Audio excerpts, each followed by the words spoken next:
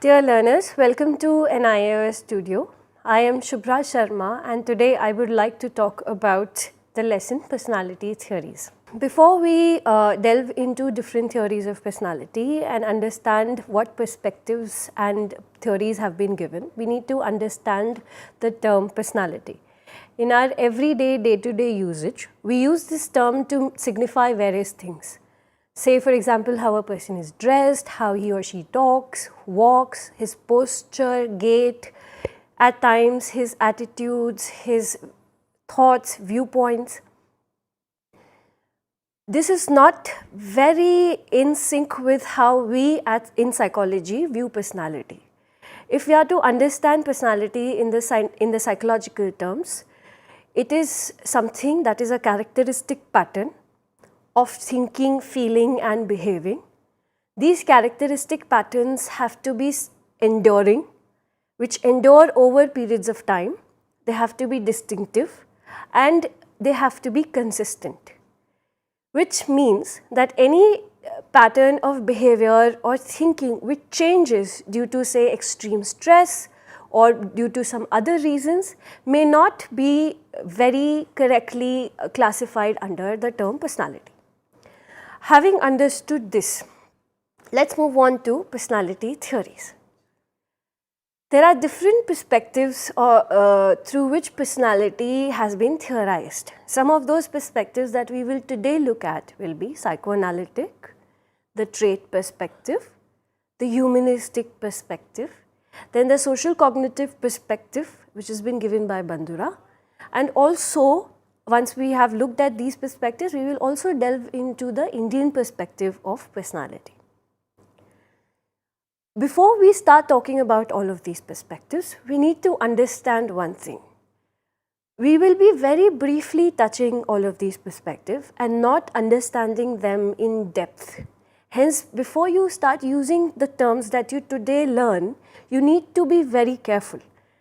Some of these terms you might be very motivated or interested in using or classifying people's behaviors as saying that, see, look, this is how he's behaving, this is what probably Freud has said or Bandura has said, and this is what it seems to be. Before you do that, before you start labeling or using these terms in your everyday life, you would need to understand these in much more depth, greater detail. And before you can look at others and point fingers at others, you might want to reflect back on yourself and your life and see how they apply to only yourself and not make assumptions of others. Having said that, let's look at some of the perspectives of personality theories, starting with psychoanalysis. Now, psychoanalytic perspective was founded by Sigmund Freud. This is a name that you may have come across very often, since Sigmund Freud is somebody who is celebrated as the father of psychology. The reason for this being that he was the first person who brought out a comprehensive theory of personality.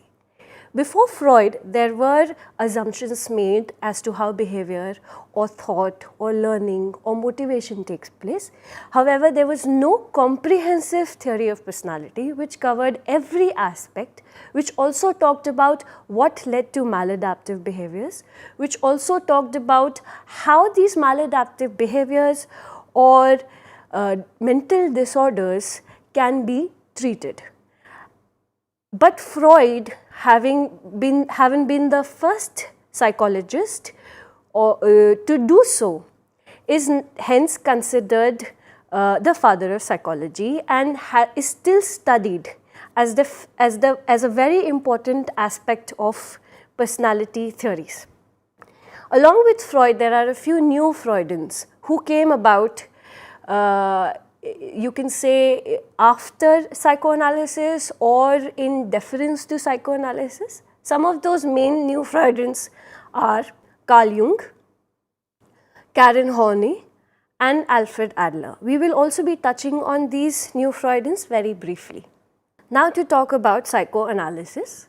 Sigmund Freud gave the first important concept of levels of consciousness.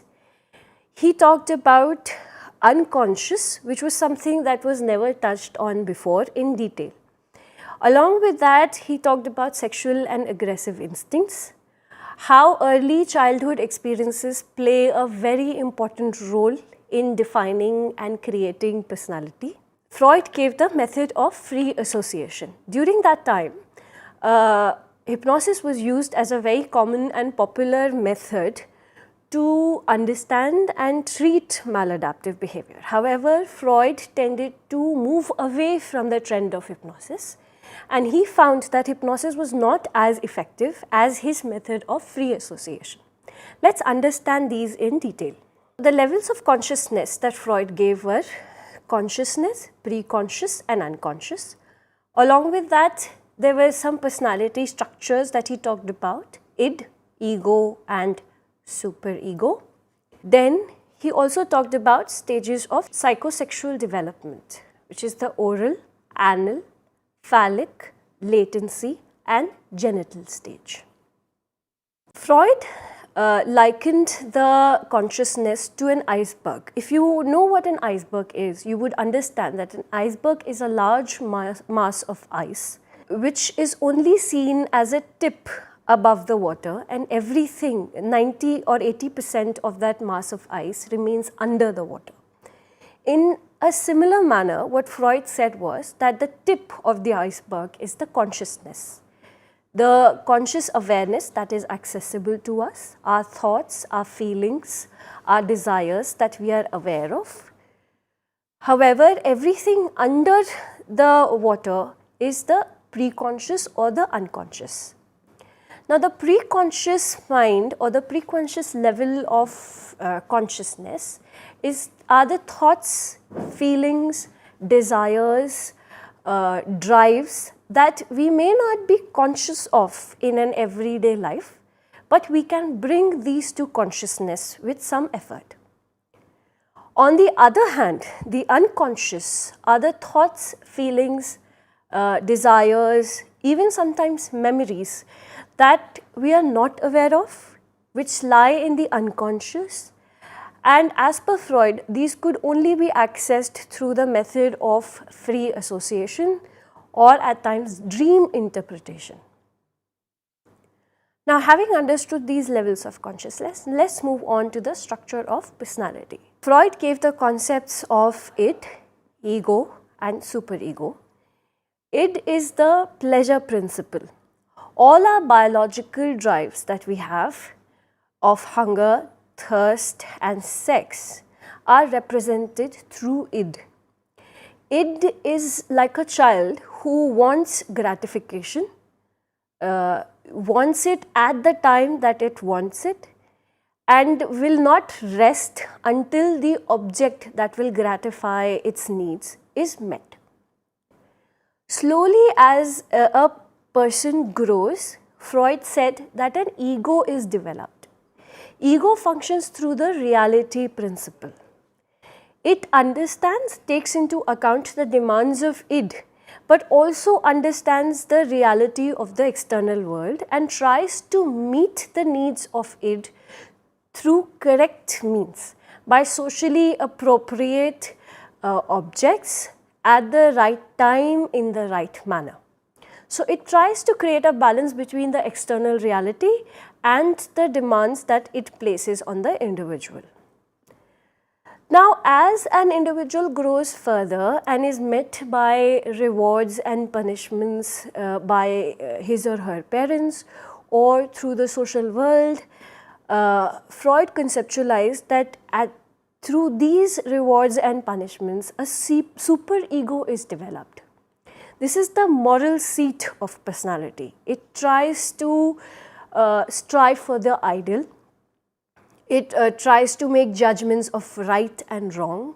It tries to force ego into doing the morally or ideally right thing. And when such desires are not met, a lot of guilt, shame, sense of inferiority and even anxiety may be created.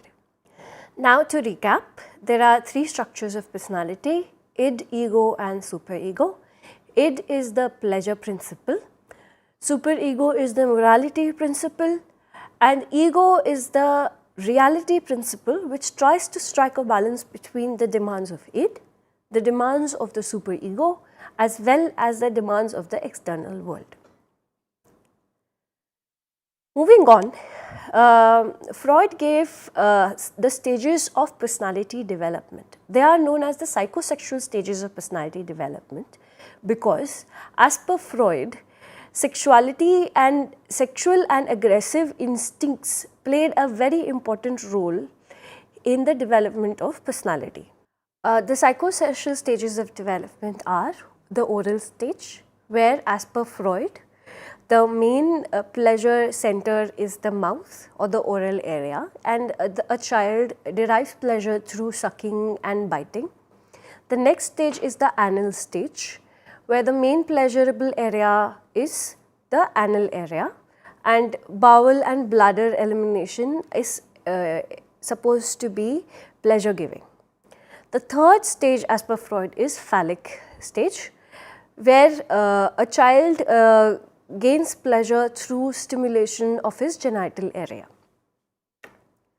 Now, once a child grows, he enters the latency stage.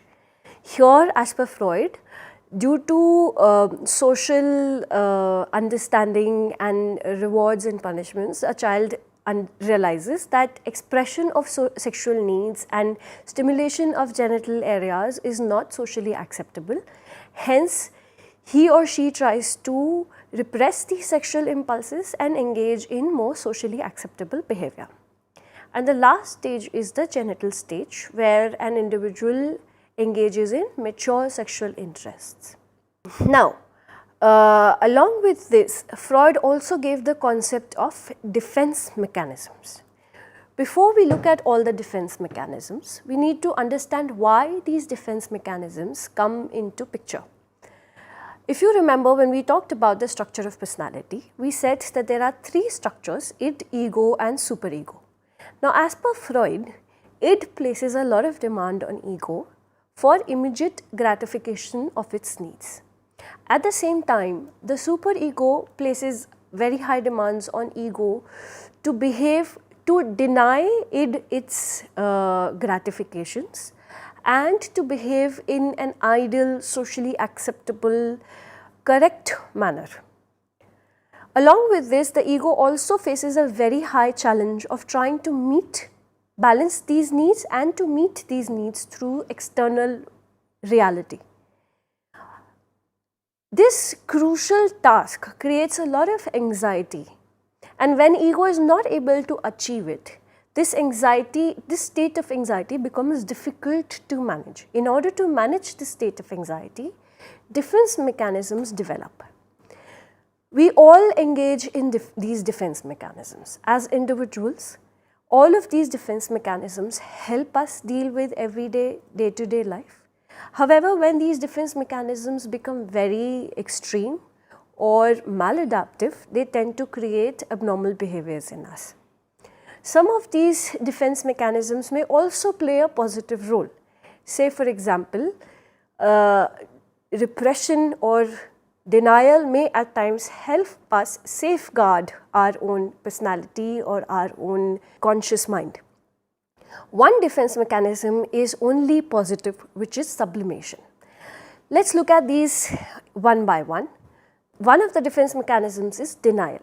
You would have come across certain people who find it difficult to accept that they indulge in certain kinds of behaviors or they have certain problems. Say, for example, an alcoholic. When you go approach an alcoholic, or when family members try to approach an alcoholic and tell him that he has a problem, he or she generally tends to say that he does not have a problem, he is not addicted to alcohol, he can give it up anytime he wishes, and this is not a problem at all. This is denial. Any individual who is not ready to accept reality and distorts reality to suit his or her needs is known as denial. Second is displacement. This takes place very often in our everyday, day-to-day life. A lot of times when we cannot express unfavorable desires towards a certain person, we tend to displace them towards somebody else. Say, for example, you went to your college, your teacher shouted at you, you are filled with anger towards your teacher, but you can't express it towards him or her because he is an authority figure. Hence, you tend to displace that anger towards somebody else or something else. You will go vandalize the school property, you will throw stones, or you may shout at your younger brother or sister. This is known as displacement, where you displace unfavorable desires to another object where it is easy to displace those desires to. Next is projection. If we are to understand projection, you must understand that a lot of times we may think or feel that a certain person is trying to show some emotions to us, when in fact, in reality, those are our own emotions. To explain this through an example, sometimes we say, that person, she hates me, or my teacher, she hates me, or my boss, he does not like me at all, he always keeps preferring other individuals. Whereas in reality, it is us who hate our teacher or our boss, or who dislike a certain individual. So we are projecting our own unfavorable emotions to someone else. Next is rationalization.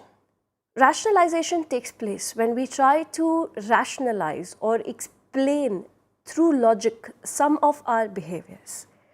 Say for example, we might say, oh, I behaved like that towards my friend because she was doing this.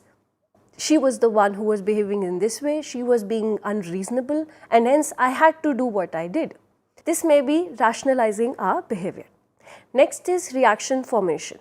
Reaction formation takes place when we have some unfavorable emotion towards somebody, but that emotion is something that we are not able to accept, or it is not socially acceptable, hence we form or behave in a completely opposite manner. During our office or college years, there might be somebody that we might not have very positive feelings towards, and feeling guilty that we don't like someone, we might start behaving to overcompensate those feelings. So doing nice things for that person, appreciating that person, saying good things, where actually unconsciously we don't like that person at all. So doing something which is totally opposite to what we actually feel is known as reaction formation. Next is regression, where we regress to our childhood days, to an earlier age where we felt safe, we did not feel threatened. This may happen when there is a lot of stress, or we feel some sort of threat from the external environment, and then we tend to go back to an age where we were very safe, secure. Say for example, sometimes when elder children have a younger brother or a sister, they tend to also regress to an earlier age, start bedwetting or sucking their thumb because they feel threatened by their sibling. Regression takes place when we tend to go back to an earlier, safer age in order to deal with the outside stress and anxiety. Repression, on the other hand, happens when we tend to repress or to push into the unconscious some of our experiences or memories which are so stress creating or anxiety creating that we cannot bear to remember them. At times, this may happen when a person is physically or sexually abused, or has been subjected to some other form of trauma. And these memories, these traumatic memories, are too much for the person to bear. Hence, he or she may completely forget that entire time of traumatic experience and repress it into the unconscious. The next defense mechanism, which I earlier mentioned, is a positive defense mechanism, is known as sublimation. This is a positive defense mechanism because, as per Freud, sublimation takes place when we tend to channelize our unfavorable, unacceptable wishes and desires, such as sexual desires, into something more productive. So, somebody might indulge in creative poetry writing or painting in order to channelize their sexual needs, or somebody might indulge in sports in order to channelize their aggressive needs, etc. Moving on, the psychoanalytic perspective had certain criticizers. Certain followers of this psychoanalytic perspective, like Carl Jung or Alfred Adler, tended to move away or diverge from the true psychoanalytic point of view, because they felt that sexuality was not the only instinct at work. All motivations were not sexual. There were other things that played an important role, say for example society, or internal appraisals of certain situations, etc. These psychoanalysts who tended to then add on to the psychoanalytic perspective are known as Neo-Freudians. Some of these that we will look at today will be Carl Jung, Karen Horney and Alfred Adler. Carl Jung did not accept that sexual and aggressive instincts played a central role in motivating the development of personality or motivating an individual to act.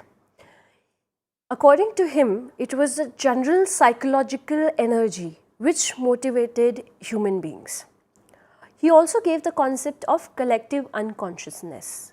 In order to understand the concept of collective unconsciousness, you need to understand that he was talking about some form of unconsciousness that lasted through time, and that we were born with it. It's like the history of the entire planet, the entire human race, and the community in which we are born into, and probably even the gender that we are born into, the family that we are born into. So to explain this further, say for example, I am an Indian woman.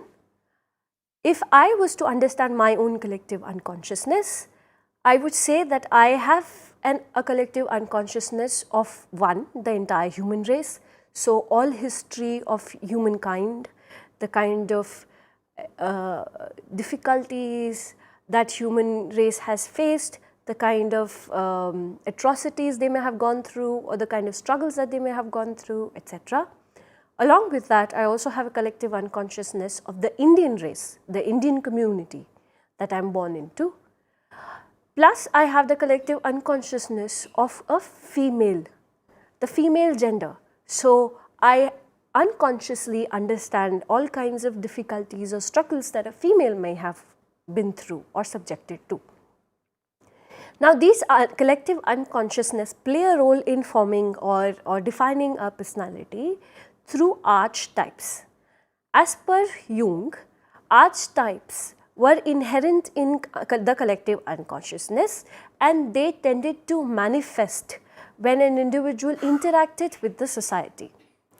These were inherent mental images which were consistent throughout. Everybody had these inherent mental images, and which had certain names that Jung tended to give them, say for example the hero or the father or the child. We will not be delving into what each of these archetypes mean, but these, as per Jung, these tend to come about and form the way we behave, think, etc., especially when we are interacting with the outside world. Another Neo-Freudian whose theory is very important is Karen Horney. She talked about the aspect of social relationships in the development of personality.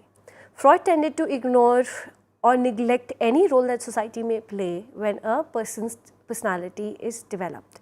Hence, Karen Horney came about this theory where she said that social relationships play a very important role, and all behavior is developed in the context of the social relationship that an individual engages in. Hence, she talked about the concept of basic anxiety. This is how she went about to explain neuroticism, saying that basic anxiety was the main basic proponent that created neuroticism in individuals. To understand the concept of basic anxiety, let's understand what she says. She says that an individual has feelings of helplessness, hopelessness, isolation when they are children, and these feelings tend to grow and manifest even as adults, and they occur when we are in interaction with the social structure. Moving on, Alfred Adler also gave certain concepts which are important to understand, one of them being striving for superiority. He said that the major motivating factor was the need to strive for superiority, that an individual had certain inferiorities that were inherent in him, and in order to overcome these feelings of inferiority, he or she had to strive for superiority to overcome these feelings of inferiority. Now, the psychoanalytic perspective has met with a lot of criticism. The main criticism that plays a very important role in our understanding of Freud's theory of personality is that it has a lack of empirical support. The theory was not based on any evidence. It was thought through and perceived by Freud. He played a very important role in psychology. However, his theory has to date failed to generate empirical statistical research support. And hence, when we look at Freud, we will always be careful in understanding or applying these perspectives in our understanding of psychology of human beings. There are certain other theories that have looked at personality, like trait theory, which are completely based on scientific and research evidences. Let's look at them. Now, the trait perspective talks about traits. Traits are understood as relatively stable and enduring patterns of behavior. The first major psychologist who brought out the trait perspective was Raymond Cattell. He found through research evidences and through statistical methods that there are 16 main source traits, and individuals could be divided into these 16 as per these 16 traits, and it would explain all the traits that existed. Hence, we use the 16 personality factor, which is a test that is used to test an individual's personality, which you will be learning in subsequent modules. Then one major proponent of the trait perspective was McRae and Costa. You can understand the traits that they have identified through the acronym OCEAN: openness to experience, consciousness, extraversion, agreeableness, and neuroticism. Another theorist who talked about the trait perspective and who gave a theory of through understanding of traits was Ising. He gave 3 dimensions, which was introversion or extroversion, neurotic or stable, and psychoticism. Now, the trait perspective met with a lot of criticism. Some of the critical appraisals said that that the trait perspective does not give us the causes that cause individual differences, the causes for certain kinds of behaviors, and a lot of dynamic processes that take place in an individual before he or she starts to behave or act in a certain manner. Also, they said that the human behavior was not just based on traits, it was always an interaction between traits and the social situations, which then explained how individuals behaved or gave us a better understanding of what that behavior meant. Hence, moving on, there was a theory given by Albert Bandura, which is known as the social cognitive perspective. Bandura said that individuals do not behave in isolation. There is always a reciprocal determinism, which means there is a reciprocal interaction between 3 factors. One is, of course, the behavioral factors. The second is the environmental factors, which means the social structure, the social context in which an individual is behaving. Also, along with this, an individual is capable of thinking, feeling, determining his behaviors, controlling them, regulating them. Hence, there is also a role that cognitive factors play. So, all 3 of these factors interact with each other and have an effect on each other. Bandura also gave the concept of self-efficacy, where he talked about how an individual has an understanding of what all his capabilities are, what he or she can or cannot achieve, etc. However, his theory was also criticized on the basis that it does not account for the role of unconscious.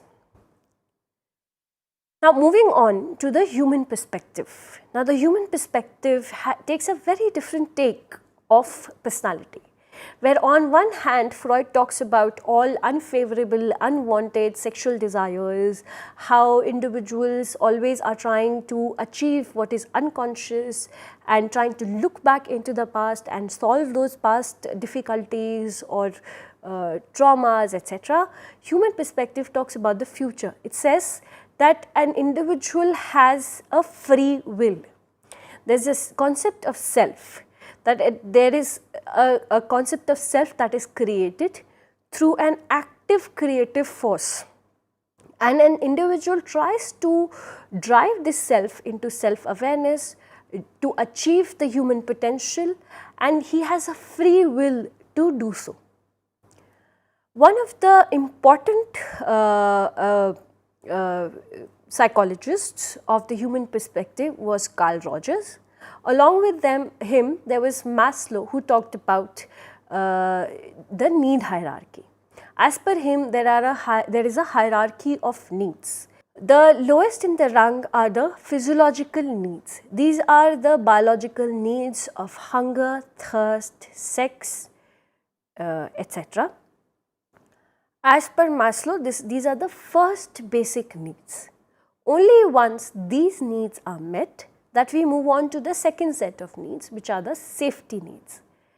And any organism has the need to be safe, to be secure, to remain alive, to then hence propagate, etc. So, the second in the rung are the safety needs. Now, once our safety needs are met, then we move on to the next rung, which is the need for belongingness. All of us have the need to belong somewhere, to be part of a group, a social structure, to belong to a community, to then hence be rooted somewhere. Once these needs of belongingness are met, that is when we then move on to the next few needs, which are self-esteem, self-actualization and self-transcendence. Self-esteem comes through achievement. We have this need to achieve, to enhance our self-esteem. We also have the need to actualize ourselves, to transcend into somebody beyond what we are today. Before we move on to the next topic, we need to understand one basic aspect of Maslow's need hierarchy. As per Maslow, only once an earlier need is met can we move on to the next need. So, hence if an individual does not have enough to eat or does not have a safe place to stay in, he will not delve into needs of self-actualization or self-transcendence. Now, let us come to the Indian perspective of personality. As per the Indian perspective, we all have three gun, the Sattva gun, the Rajas gun and the Tamas gun, and these three tend to define our personality. All of us have these three guns in larger or lesser amount. Some people strive for a higher Sattva gun, some people tend to stay in the Rajas or the Tamas gun, etc. And all of them play a role. They are required at different times. They are important to us because they create an entire whole. Sattva talks about duty, discipline, determinism. Rajas is vigorous activity, gratification, materialism, and Tamas is rooted in anger, aggression, arrogance, laziness, and at times mental imbalance and depression. Now that we have looked at all these different perspectives of personality, one important question is, how do we assess or understand personality of an individual? It is done through various methods. One of the most natural method is observation and interview, where you observe a behavior in a naturally occurring environment, or you use interviews to understand motives or thoughts behind an individual's behavior. Second is rating skills, which a psychologist or an expert tends to rate an individual on different aspects of his personality. Then there are paper pencil tests, like I mentioned the 16 PF, which are given to the individual, and he tends to answer questions and tick or say yes or no, etc. And then these are tabulated to understand personality aspects of that individual. The last is the projective techniques like thematic apperception test or Rorschach ink blot test, where ambiguous pictures or images are shown to the individual and people are asked certain questions. These are used in order to try and delve into the unconsciousness, to tap the unconscious desires and needs of that individual. The factors that influence personality. Now that we've looked at all these different perspectives, let's create a holistic understanding of what now we have come to understand are the factors that influence or create or shape an individual's personality. The very first factor which plays a very important role are the genetics or the heredity of an individual. Our genetic makeup tends to play a very important role, and researchers have shown that genetics may determine so much so as even our likes and dislikes or our attitudes towards things. These studies that have been done by comparing twins which were raised by adoptive parents in very different environments but saw similarities among those twins, have found that genetics hence plays a very important role. Then there are early experiences. The parenting styles of our parents, our friends, our teachers, the kind of community that we grow into, what resources we have access to, all of these determine our personality. The primary groups, the behaviors of individuals in our family, individuals in our teaching environment, individuals close to us, also tend to play a very important role. And last but the most important is the culture that we are born into and that we then eventually grow in. So the culture tends to shape how we think, believe, behave, what values we hold, etc. Thank you.